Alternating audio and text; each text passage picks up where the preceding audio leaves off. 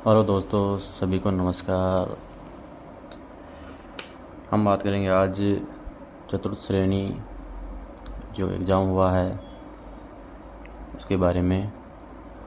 बहुत सारे दोस्तों को ये डाउट है, कन्फ्यूजिंग है कि क्या कट ऑफ रहेगी, कैसा क्या रहेगा।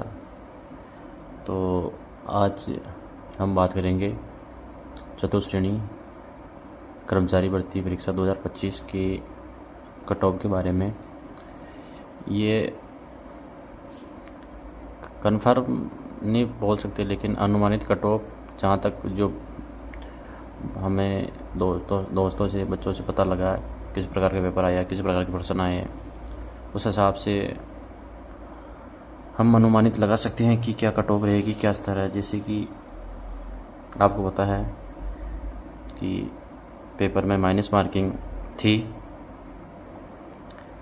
तो इतनी जहाँ तक हम सोच रहे हैं इतनी कट ऑफ नहीं जाएगी, क्योंकि माइनस मार्किंग में इतनी कट ऑफ नहीं जाती है। आप कोई सी भी भर्ती परीक्षा पेपर उठा के देख लेना, उसकी कट ऑफ उठा के देख लेना, तो आपको ये मिलेगा कि कितनी कट ऑफ माइनस मार्किंग में जो कट ऑफ रहती है वो क्या रहती है।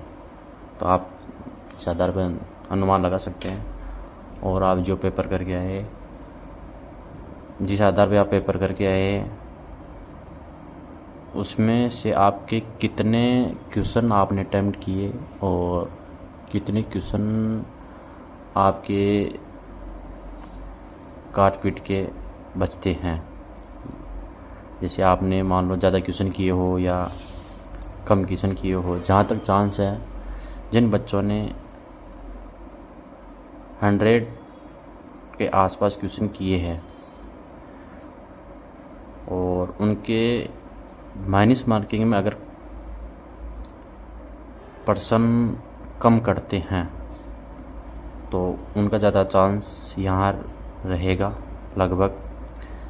और जिन बच्चों ने, बहुत सारे बच्चों ने से पूछा तो वो बता रहे थे, किसी ने 110, कोई 105, कोई 108 यहाँ तक के पेपर किए हैं। लेकिन ये तो पेपर का स्तर कैसा रहा, कैसा था, कौन सी पारी में कैसा स्तर था, उस आधार पे बच्चों ने पेपर किए। हो सकता है किसी पारी में सरल क्वेश्चन आए हो। तो हम आज बात करेंगे कि इसमें अनुमानित कट ऑफ क्या रह सकती है।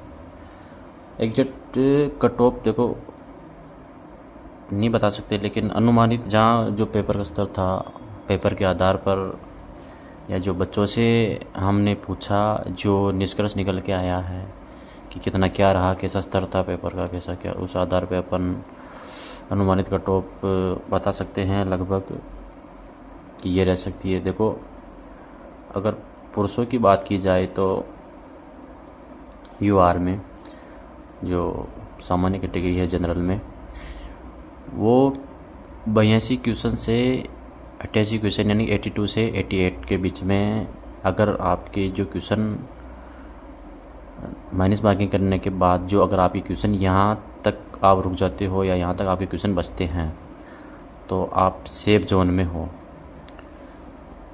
बाकी अगर इनमें भी अगर एग्जैक्ट बात करें अपन, तो जिसके 85 क्वेश्चन सामान्य कैटेगरी में अगर सेफ है, अगर उसके कट पिटने के बाद माइनस का मार्किंग करने के बाद अगर 85 क्वेश्चन अगर उसके बचते हैं तो नॉर्मलाइजेशन हो या ना हो,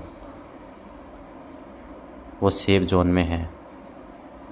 और उसके बाद अपन बात करते हैं EWS की, कि EWS की क्या कट ऑफ रहेगी। EWS की बात करें तो EWS में 74 से 78, ये पेपर के स्तर के आधार पर बच्चों के, जैसे हमने बच्चों को पूछा तो उन्होंने जो जवाब दिए उनके आधार पर बता रहे हैं। तो सामान्य की 82 से 88 और EWS की 74 से 78।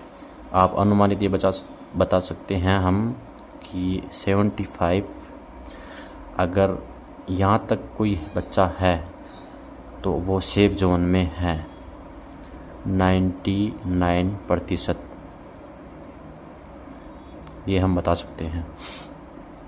और अगर अब EWS की बात करें, EWS की बात कर ली हमने, OBC की बात करें, सॉरी, हम OBC की बात करें तो OBC में 78 से 84, 78 से 84 यहाँ तक सेफ जोन बता सकते हैं। सेफ जोन क्या, या अनुमानित कट ऑफ इसी के बीच में ही रहेगी जहाँ तक है 90%। ये जो मैं बता रहा हूँ कट ऑफ 90% आप देख लेना, इसी के बीच में कट ऑफ रहेगी। तो 78 से 84 OBC की कट ऑफ है पुरुष की। ये पुरुष जो मैं बता रहा हूँ, ये कट ऑफ ये पुरुष की है। तो OBC की कट ऑफ देखो आप 78 से 84। अगर हम सेफ जोन की बात करें, अगर एग्जैक्ट हम सेफ जोन की बात करें तो आप मान लो 83 में आप कंफर्म सेफ जोन में हो 99%। उसके बाद हम बात करते हैं SC की। SC की बात करते हैं तो SC में 72 से 78 ये अनुमानित कट ऑफ है, 72 से 78। और इसकी सेफ जोन की बात करें, SC की पुरुष की कट ऑफ, अगर इसमें सेफ जोन की बात करें तो आप 75 क्वेश्चन मान के चलो 99%। 75 सेफ जोन में, मतलब इससे ना तो कम, इससे मतलब कम नहीं होनी चाहिए, मतलब कम से कम ये तो होनी चाहिए। और ST कैटेगरी की बात करें अपन तो ST में देखो, ST कैटेगरी में पुरुष की है 68 से 72। ये माइनस मार्किंग करने के बाद 68 से 72 के बीच में ये कट ऑफ रहेगी अनुमानित। और ST कैटेगरी में अपन सेफ जोन की बात करें तो सेफ जोन रहेगा 70 क्वेश्चन, यानी 70 क्वेश्चन। 70 क्वेश्चन अगर आपके माइनस मार्किंग करने के बाद अगर बचते हैं तो 99% चांस आपका यहाँ बनता है कि आप सेफ जोन में हो। तो ये हम देख ली, मतलब ये जो मैंने बताए थे ये सेफ जोन है आपका, कि ये सामान्य में 85, EWS में 75, OBC में 83, SC में 75 और ST में 70। ये आप सेफ जोन में हो। अगर आपके माइनस मार्किंग करने के बाद आपके ये क्वेश्चन बचते हैं तो आप 99% सेफ जोन में हो। इसके बाद हम बात करते हैं महिला में। महिला कोटा की बात करते हैं तो देख लो आप, महिला कोटे में और पुरुष कोटे में देखो ज़्यादा अंतर नहीं रहता, 2 या 3 क्वेश्चन, 2 या 3 नंबर का फ़र्क रहता है। देखो ज़्यादा इतना फ़र्क नहीं रहेगा। तो आप सामान्य में बात कर सकते हैं हम 80 से 85। तो आप सेफ जोन की बात करें आप तो आप 82 क्वेश्चन मान के चलो 99% सेफ जोन में हो महिला। EWS में महिला वर्ग की बात करें अपन तो 72 से 76, 72 से 76 ये क्वेश्चन सेफ जोन में है। और सेफ जोन की बात करें अपन तो आप 74 क्वेश्चन मान के चलो 74, 99% आप सेफ जोन में हो। EWS कैटेगरी, EWS की है ये, OBC की है। OBC की कट ऑफ की बात करें तो आप 75 से 80 ये कट ऑफ रहेगी महिला वर्ग की। OBC में 75 से 80। तो अगर सेफ जोन की बात करिए आप तो 77 क्वेश्चन आप सेफ जोन में मान के चलो। और इसके बाद हम SC कैटेगरी है तो SC में कैटेगरी की बात करिए अपन तो आप 70 से 75 ये मान के चलो आप कि यहाँ तक अनुमानित इसके बीच में है कट ऑफ रहेगी। सेफ जोन की बात करें तो आप 72 क्वेश्चन तो मान के चलो 99% आप सेफ जोन में हो। अगर महिला वर्ग की बात करें ST में महिला वर्ग, ST में महिला वर्ग की बात करें तो आप 65 to 70 ये ST में महिला वर्ग की कट ऑफ अनुमानित कट ऑफ है 65 चीज़। जिन बहनों के, जिन महिलाओं के जिनके 65 से 70 के बीच में, अगर आपके माइनस मार्किंग करने के बाद में, क्वेश्चन कटने के बाद में, जो आपके अगर 65 से 70 के बीच में आपके अगर क्वेश्चन रहते हैं तो आप सेफ जोन में हो। और एग्जैक्ट अगर मैं सेफ जोन की बात करूं एग्जैक्ट क्वेश्चन की, तो आप 68 आप सेफ जोन में हो 99%। अगर आपके 68 क्वेश्चन आपके अगर हैं, इससे कम नहीं होनी चाहिए। अगर 68 क्वेश्चन आपके हैं तो आप 99% सेफ जोन में हो। ये थी आपकी पुरुष और महिला वर्ग की कट ऑफ। तो अब देखो, इसमें अनुमानित कट ऑफ है। मैंने पहले बताया था कि अपन इसमें अनुमान लगा सकते हैं, एग्जैक्ट नहीं बता सकते कि क्या कट ऑफ रहेगी। लेकिन जहाँ तक है माइनस मार्किंग, बहुत सारे पेपरों का नॉर्मलाइजेशन और जो निष्कर्ष निकल के आता है माइनस मार्किंग में, वो ये रहता है कि माइनस मार्किंग में जो कट ऑफ रहती है वो ज़्यादा हाई नहीं जाती। आप पद हो, कितने भी पद हो या कितने भी फोरम हो, उससे कोई फ़र्क नहीं पड़ता कि इतने पद है या इतने फोरम, उससे कोई फ़र्क नहीं पड़ता। आपने पेपर कैसे किया, बच्चों ने पेपर कैसे किया, कितने अटेम्प्ट किए, आपने कितने तुक्के लगाए, तो उस आधार पे पेपर का जो शेड्यूल होता है वो सेट होता है। और नॉर्मलाइजेशन की बात करें अपन, तो फ़िलहाल हम नहीं बता सकते कि कौन सी पारी में क्या होगा क्या नहीं होगा। लेकिन एक अनुमानित हम बता सकते हैं कि नॉर्मलाइजेशन अगर होता है तो जो फर्स्ट पारी होती है, तो किस आधार पे होता है कि ये अनुमानित बता सकते हैं हम, क्योंकि कर्मचारी चयन बोर्ड या कोई सा भी बोर्ड हो, उस हम नहीं बता सकते वो किस आधार पे या किस फॉर्मूले के आधार पर नॉर्मलाइजेशन करते हैं। वो जो पेपर आता है उस स्तर के आधार पर वो नॉर्मलाइजेशन करते हैं। और इसमें क्या है, जो नॉर्मलाइजेशन होता है वो पेपर के सेट के हिसाब से होता है कि मान लो जैसे अगर फर्स्ट पारी में आपका लेवल अच्छा रहा तो फर्स्ट से थर्ड पारी में भी सेम लेवल रहेगा, फिर थर्ड से 5 पारी में वो सेम लेवल रहेगा, तो इस आधार पे होगा। उसके बाद में जो सेकेंड पारी में जो लेवल आएगा वो फोर्थ पारी में लेवल रहेगा, फोर्थ पारी में जो लेवल था वो 6 पारी में रहेगा। इस आधार पे नॉर्मलाइजेशन इस आधार पे कर सकते हैं कि अगर मान लो फर्स्ट पारी में नॉर्मलाइजेशन होता है तो वो थर्ड पारी में भी उसका होगा। इसमें मान लो किसी के 5 नंबर प्लस होते हैं तो इसमें भी 5 नंबर प्लस होंगे, या इसमें 5 नंबर माइनस होते हैं तो इसमें भी 5 नंबर माइनस होंगे। फिर सेम फॉर्मूला वो इसमें लगाते हैं तीसरी पारी में। इसमें अगर 5 प्लस 5 प्लस तो इसमें 5 प्लस, अगर 5 माइनस होते हैं 5 माइनस होते हैं इसमें भी 5 माइनस होंगे। उसके बाद में अगर फर्स्ट पारी में ना होगा, फर्स्ट पारी का अगर नॉर्मलाइजेशन हो गया, इसमें प्लस माइनस या कोई भी हो सकता है, इस आधार पे सभी चलेगा। अगर इसमें मान लो फर्स्ट पारी में प्लस हो गए तो फिर सेकेंड पारी में 5 अगर स्तर कम है तो 5 इसमें माइनस होगा, फिर इससे यहाँ चलेंगे तो फोर्थ पारी में माइनस होगा, फिर यहाँ से यहाँ चलेंगे तो इसमें माइनस होगा। इस आधार पे होता। अगर इसमें प्लस हो गया तो इसमें प्लस हो गया तो तीसरे में प्लस होगा और 5 में प्लस हो गया। अगर इस पारी में माइनस हो गया तो फोर्थ में माइनस होगा और 6 में माइनस होगा। फर्स्ट पारी में प्लस है तो थर्ड में प्लस होगा, 5 में प्लस होगा। इस आधार पे हम बता सकते हैं कि, और लेकिन ये किस पारी में स्तर कैसा था ये हम नहीं बता सकते हैं, क्योंकि पेपर हमारे सामने नहीं आया तो स्तर का पता नहीं लगता कि कौन सा पेपर हार्ड था कौन सा सरल था। तो ये एक अनुमानित है, अनुमान के आधार पर हम बता सकते हैं कि क्या क्या रहेगा।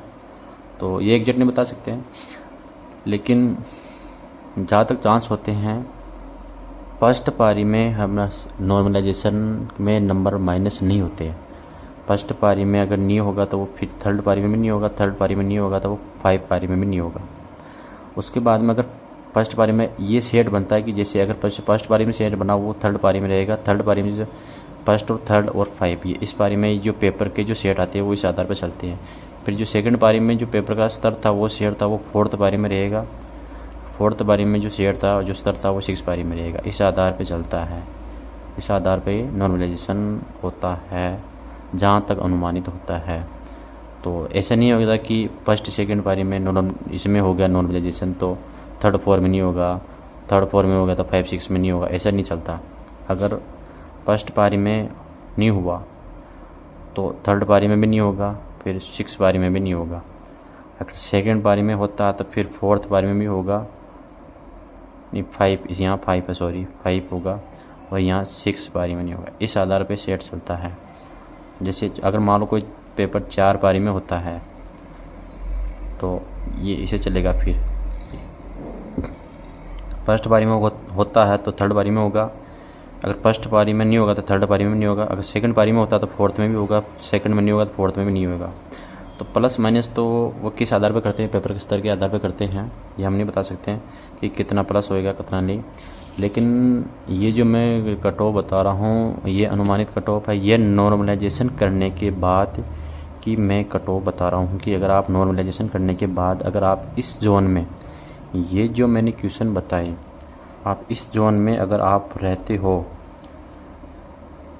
सामान्य 85 में, AWS 75 में, OBC 83 में, SC 75 में, ST 70 में, महिला वर्ग सामान्य में 82, AWS में 74 और OBC में 77, SC में 72 और ST में 68। ये देखो माइनस मार्किंग करने के बाद या नॉर्मलाइजेशन होने के बाद भी अगर आप इस जोन में हो तो आपका 99% आपका पेपर अच्छा गया। और हम मान सकते हैं कि 99% अगर पेपर अच्छा गया तो आपका सिलेक्शन कोई नहीं रोक सकता। आपको ये नहीं देखना कि इसमें कितने 24 लाख फॉर्म आए, पद कितने हैं, क्या है, कुछ ये इसमें ये चीज़ें मायने नहीं रखती, क्योंकि फॉर्म सभी भरते हैं, फॉर्म सभी भरते हैं, उसमें से तैयारी करने वाले 1 या 2 लाख यही होते हैं। ये क्योंकि इसका जो बेस था वो 10th लेवल था। 10th लेवल आपको पता है कि बहुत सारों ने कर रखा है, बहुत सारे ऐसे भी हैं जिन्होंने आज के 10-10 साल पहले 7-8 साल में पढ़ाई छोड़ रखी है, उन्होंने 10th कर रखी है, तो उन्होंने भी यहाँ देखा गया कि उन्होंने भी फॉर्म भरा था इसमें। तो ये 24 लाख भीड़ ये ओनली देखने की है, ये दिखने की है, इसमें सारे वो नहीं है जो तैयारी करने वाले। इसमें से आप मुश्किल से आप मानो कि या 3 से 4 लाख तैयारी करने वाले होंगे। अब इसमें से अगर आप बिल्कुल जो तैयारी करने वाले हकीकत में जो तैयारी कर रहे हैं वो मान के चलो आप 1 से 2 लाख हैं। अब 1 से 2 लाख में भी वो हैं कि बहुत सारे, कोई पटवारी की कर रहा है तैयारी, उन्होंने फॉर्म भरा था, कोई रीट की कर रहा है, उन्होंने भी फॉर्म भरा था, कोई सेकंड ग्रेड की कर रहा था तो उन्होंने भी फॉर्म भर दिया इसमें, कोई फर्स्ट ग्रेड कर रहा था तो उन्होंने भी फॉर्म भरा। तो इस आधार पे हम बीएड को देख के नहीं कह सकते कि इतनी कट ऑफ जाएगी, ये जाएगी, वो जाएगी। बाकी जहाँ तक है अनुमानित कट ऑफ मेरे को लग रहा है जो यहाँ तक यही रहेगी। बाकी अब अपने पेपर जब आंसर की आती है तो आप पेपर और आंसर की दोनों मिला के आप अंदाज़ा लगा सकते हो। और आप ये जब मैं कट ऑफ बता रहा हूँ आप नोट कर लेना, जो भी जिस कैटेगरी के हो आप नोट कर लेना और आपको पता लग जाएगा। अगर आप इस जोन में जो मैंने जो अनुमानित बताई इस जोन में आप अगर आप आंसर की से मिलाने के बाद आप इस जोन में रहते हो तो आपका 99% आपका पेपर अच्छा गया और भगवान करे आपका सिलेक्शन हो जाए, ये दुआ है मेरी। ओके, धन्यवाद, थैंक यू।